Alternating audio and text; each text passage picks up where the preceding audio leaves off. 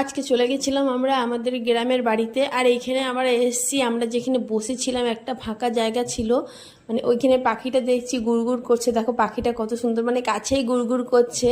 তো সামনে যাচ্ছি তো উড়ে যাচ্ছে, কাছে থেকে গুড়গুড় করছে। আর এইদিকে আমার মা চারিদিকে সবজি লাগিয়েছে, মানে এইদিকে দেখো বরবটি লাগিয়েছে, বরবটি কত ঝুলে আছে। এগুলো সব নিজে ঘরে খাওয়ার জন্য লাগিয়েছে। সত্যি কথা বলতে গ্রামের পরিবেশটা না অনেক ভালো লাগে।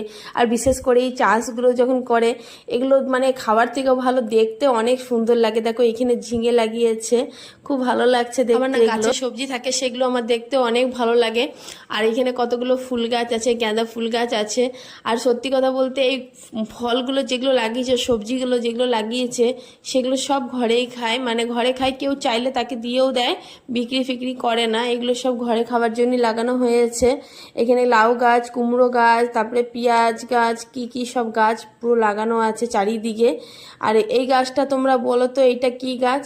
এটা হচ্ছে বৃন্দাবনের তুলসী, মানে বৃন্দাবন থেকে এই তুলসী গাছটা আনা হয়েছিল। দেখো তুলসী পাতাটা একদম অন্যরকম লাগছে না দেখতে, কিন্তু এই পাতাটা না একদম চন্দন চন্দন গন্ধ, মানে আলাদা টাইপেরই গন্ধ। আমাদের এইখানে যে নর্মাল তুলসীগুলো আছে এই তুলসী পাতার মতন একদম না, একদম অন্যরকম।